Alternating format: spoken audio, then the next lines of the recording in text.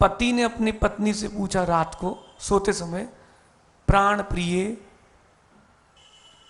व्यक्ति को एक बार में मरना चाहिए कि तड़प तड़प के?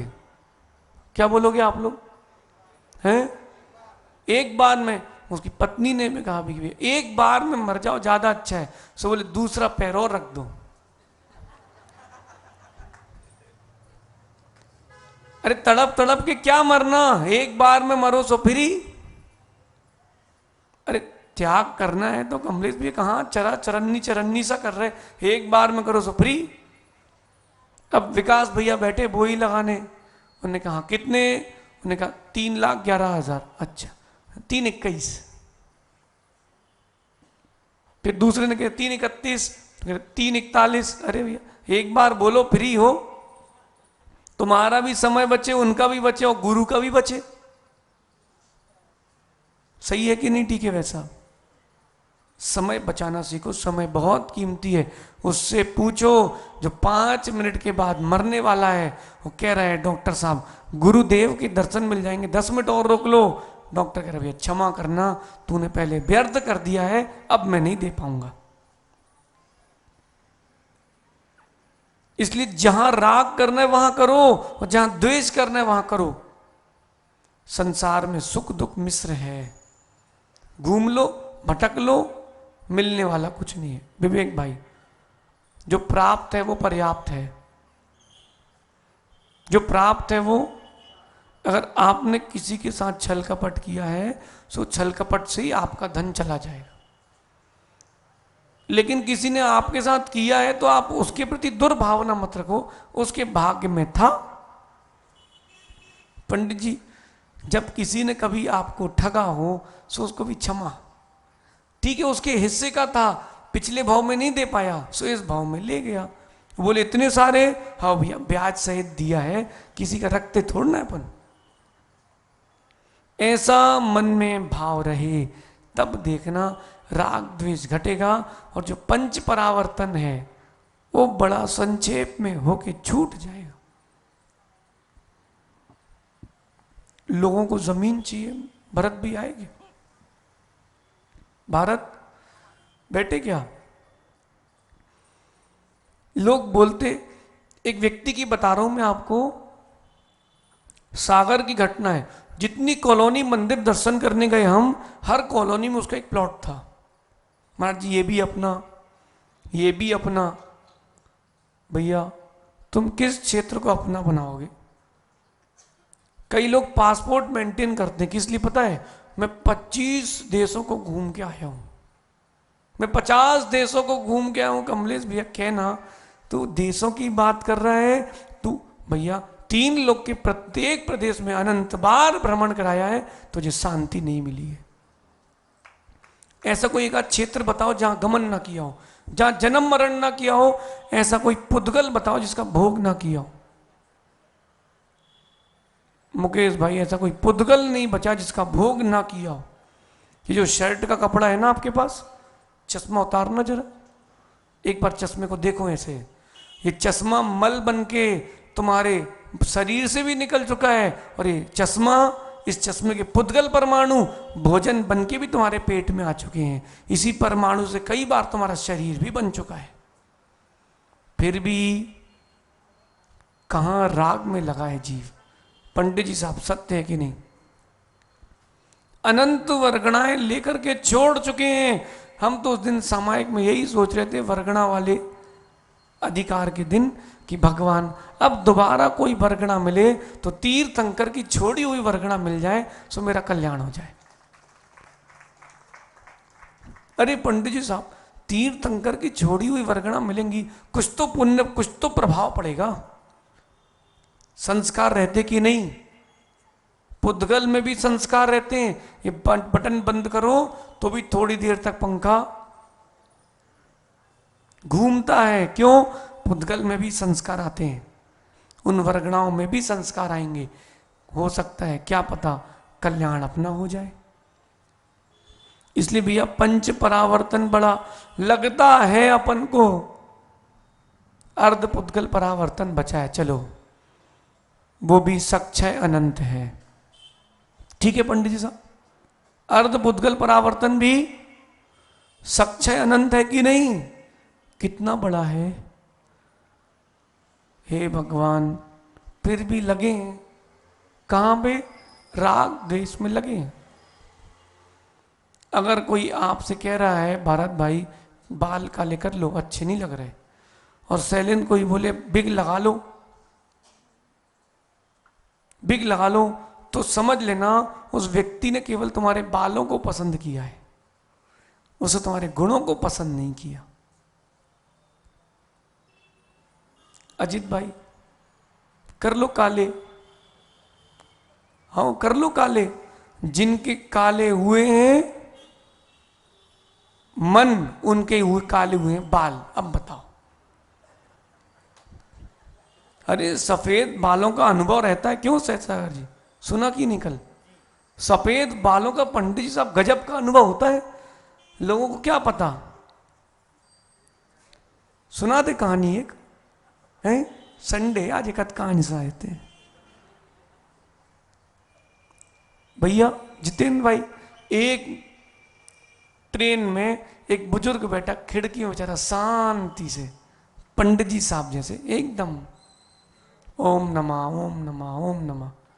सो वो जो बच्चे चढ़े थे ट्रेन में, उनने कहा थोड़ी हुड़दंग करते हैं। तो क्या हो गया? बोले अपन एक काम करो, ट्रेन की चेन खींचते हैं, खींचते हैं, और पेनाल्टी लग भी गई तो कितनी लगेगी? उसने कहा 500। कहीं इकट्ठे करो कितने हैं? तो परस्पर में सबने इकट्ठे किए तो 1200 हो गए। कितने? सुनने कहीं 1200 रख लो जेब में, अब खींचते हैं, अगर आ भी गया, पकड़ भी गए तो 500 दे देंगे। देखो वो बुजुर्ग बैठे बैठे सोच रहे कि क्या हो रहा है, क्या हो रहा है। एक उसमें से चंचली बोला, अरे खींचो तो ये बुड्ढे का नाम लगा देंगे, और कोई है ही नहीं। सो दादाजी बोले बेटा हमने क्या पाप करो, तुम आओ हमारे पीछे पड़े, हमने तुम्हारा क्या बिगाड़ा है? बोले नहीं आप इसी बुड्ढे को फंसाना है। बोले अब उसको पता नहीं तुम जिसको चराने की सोच रहे हो वो कईयों को चरा चुका है। सो भैया वो उसने चेन खींची और पुलिस वाले आ गए। क्या हुआ, किसने खींची? बोले दादाजी ने, ये वृद्ध ने खींची है। और बोले क्यों खींची? अरे बेटा क्या बताएं, हमारे पास 1200 रुपए थे, इनने छुड़ा लिए हैं, इन बच्चों ने हमारे पैसे छुड़ा लिए। कितने? तो हम क्या करते बताओ? फिर भी हमारी हिम्मत तो देखो, हमने दिल में पत्थर बांध के कोई तो बचाने आएगा। बेटा तुम भगवान के अवतार हो, हमारे पैसे दिलवा दो। तो चेकिंग हुई तो कितने निकले एक के जेब में, और बोल दिया कि 100 के इतने हैं, उसने सब देख लिया था। अब सब बच्चे सन्न, अरे कहिए बुड्ढा तो कमाल का निकला। 1200 रुपए किसको मिले? दादाजी को, और पुलिस वाले उन सब लड़कों को पकड़ के ले गए। अब आगे तो सुनो, खिड़की से दादाजी कहते हैं बेटा इधर आओ, ऐसे ही सफेद नहीं हुई, ये ऐसे ही सफेद नहीं हुई है। तो जिनके सफेद है उनसे बच के रहो, अनुभवशाली होते हैं।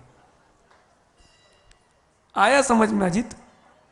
और दादाजी ने एक बात कही, बेटा सुन, काले करने में 5 मिनट लगते हैं, सफेद करने में 50 साल। सो तुम काले करके रखे हो, सो अनुभव कम हो रहा है। आया समझ में? भाई कभी भी कहीं किसी के प्रति द्वेष भी करो, सहज सागर, तो देख तो लो किससे कर रहा है व्यक्ति। क्यों परमित सागर जी? भाई समझ तो लो किसके प्रति द्वेष कर रहा है। अरे वो सफेद दाढ़ी वाला ज्ञानी है, उसके प्रति तुम द्वेष कर रहे हो? नहीं भैया, ज्ञान 1200 का फायदा, पूरी 6 सीट अपनी, और दादाजी ने 50-50 में बांट दी। घर तक पहुंचे 1500 में सुकून, 1500 अपने।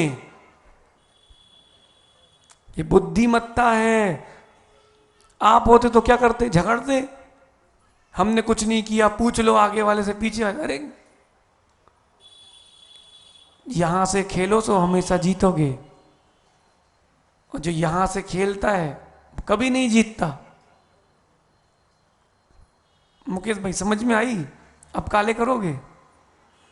अब नहीं करना, क्योंकि सफेद बाल वालों से अब सब डरेंगे। बोले क्यों? अनुभवशाली है। सो कम से कम द्वेष करने वाले तो दूर हट जाएंगे। देखो भैया सत्य यही है, आपका चित्त जो है वो राग द्वेष से इतना मलिन हो चुका है। तो तीन प्रकार के द्रव्य हैं, चेतन, अचेतन और मिश्र। इन तीन प्रकार के द्रव्यों में, पदार्थों में कैसा मन जा रहा है, देखो कितना राग कितना द्वेष जम चुका है। जड़ें देखो, जड़ें, कैलाश दादा राग की जड़ें देखो।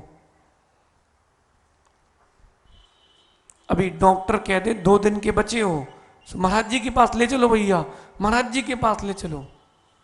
और अभी स्वस्थ शरीर है तो घर पे ही ठीक है। बहुत काम है महाराज जी, बहुत काम है। क्या काम है? क्यों भाई राकेश भाई, काला जी आए क्या? काला जी क्या काम है अब आपको? है कोई काम बचा है? सो क्यों वहां परेशान हो, यहां ऊपर आओ ना हमारे साथ। हैं अब क्या बताएं महाराज जी, खोजो कौन सी जड़ राग की या कौन सी जड़ द्वेष की तुमको बांधे है। अरे महाराज जी ये प्लॉट देख रहे ना, हाँ दिख रहा है, अपने ही था, वो एक ने कब्जा कर लिया, सब छोड़ना पड़ा सेटलमेंट में। अच्छा, लेकिन महाराज जी अच्छा आदमी नहीं हो, तुम द्वेष की जड़ बांध के रखे हो, जगह चली गई है, पैसा चला गया है, द्वेष की जड़ बांध के रखे हो और राग की जड़ बांध के रखे हो। डॉक्टर जिनेन जी, भैया जितनी देर लगाओगे ढीली करने में उतनी देर धूप सहना पड़ेगी। जितनी देर लगाओगे जड़ों को ढीले करने में उतनी देर सहना पड़ेगी धूप। भैया कभी तो आओ छांव में। कहां? इंद्र भवन की छांव में नहीं, वैराग्य भवन की छांव। सहज सागर जी कभी तो आओ छांव में। अपर में सागर जी कोई अगर कुछ बोल भी जाए आपसे, बहिरंग बातें, सुनो क्या करना, उससे बोलना भैया अभी धूप में हो, कभी तो आओ छांव में। क्या बोलना? अरे अभी आपको जब हम इंदौर आए थे कुछ ज्ञानी हमारे साथ थे, तो हम देखा, हमने कहा ये तो कभी दिखे नहीं, 17 में नहीं दिखे, 22 में कैसे दिख रहा है, कुछ तो लफड़ा है। मैंने कहा भाई पंडित जी साहब जहर इतनी जल्दी शुद्ध नहीं होता। जो वैद्य, कोई वैद्य है क्या, डॉक्टर है कोई यहाँ पे? अरे जी पेपर वाला नहीं, दवाई वाला है। हाँ तो अब बताओ डॉक्टर जिनेन जी, एक व्यक्ति को जहर शुद्ध करना है, ठीक है, सांप की बामी देखी, कभी उसमें हाथ डाला? डालोगे? नहीं डालोगे। लेकिन औषधि वही मिलती है, जो सांप का जहर होता है उसके फुसकार से नीचे जम जाता है, एक सफेद रंग का नमक जैसा पटिया बन जाता है, चक्की की तरह पटिया बन जाता है। उस बामी को तोड़ के उस निकाला जाता है। और सुनो, शुद्ध घी गाय का जो स्वर्ण युक्त होता है उससे मथा जाता है, मत करके उस जहर को शुद्ध किया जाता है, वो चर्म रोग के काम आता है। अब एक वैद्य ने क्या किया, शुद्ध कर लिया, अब वो शुद्ध हुआ कि नहीं चखना तो पड़ेगा। सो उसने चख लिया तो बता नहीं पाया शुद्ध है कि अशुद्ध, लोग समझ गए कि अशुद्ध था। दूसरा समझदार था, उसने दवाई रखी चम्मच पे और चम्मच रखी अग्नि पे, नीली नीली लौ आई मतलब अशुद्ध है, पीली आ गई मतलब शुद्ध है। परीक्षा कर ली उसने अपनी, आप भी तो करो। पंडित जी साहब जहर इतनी जल्दी शुद्ध नहीं होता। अगर कोई दुष्ट व्यक्ति आपके पास आ रहा हो, समझ लेना जहर इतनी जल्दी शुद्ध नहीं होता, हो सकता है ठगने के लिए भी आया हो। स्वप्न तो देख लेते हैं। वो व्यक्ति कुछ दिन हमारे साथ था, 5-7 दिन, फिर हमने उससे पूछा भैया कैसा चल रहा है? महाराज जी आपके प्रवचन सुनते महाराज जी कुछ और करने का मन ही नहीं लगता। हमने कहा अच्छा, अपन फूले नहीं, हम ज्ञानी हैं। अपर में सागर जी कोई प्रशंसा करे तो फूल मत जाना तुरंत, तो अपन भूले नहीं, अपन का रुको, ये 4 महीने प्रवचन सुने तब मानेंगे, सो 5 दिन में आया, 6वें दिन से गायब है। तो अपन समझ गए ऐसे व्यक्ति की बातें सुन के अगर आपका मान बढ़ गया, राग बढ़ गया अथवा द्वेष बढ़ गया, भैया रहेगी मनुष्य पर्याय, भाव नहीं बचेंगे मनुष्य पर्याय के। इसलिए राग द्वेष से बचो और खोजो कि आपकी जड़ें कहां कहां हैं राग की फैली हुई। शादी का सूट किस किस के पास अभी भी रखा है? हाथ उठाना जरा। पहना ना पहना हो, लेकिन कितने लोगों के पास रखा बताओ जरा। उठाओ, क्यों घबरा रहे आप लोग? अरियंत है, भरत भाई है, ऐसे हाथ नहीं उठाओगे, नाम ले सबके। रावत जी, रजत भाई हैं? किनके पास? तुमको पता है बड़ा ज्यादा। अजित है कि नहीं? बताओ तो अजित भाई, रखा कि नहीं? अब 50 साल के बुढ़े हो गए, अब क्या करना तुमको रख के। और देखो कितना खुश, अपने ऊपर ताली बजा रहे। अब आप लोग बजाओ उसके लिए ताली। मां आप लोग रखी नहीं रखी हो? नहीं रखे? शादी की साड़ी कितने लोगों के पास है? ईमानदारी से बताना। पूछ रहे हैं हम, त्याग नहीं कर रहे हैं, घबराओ नहीं।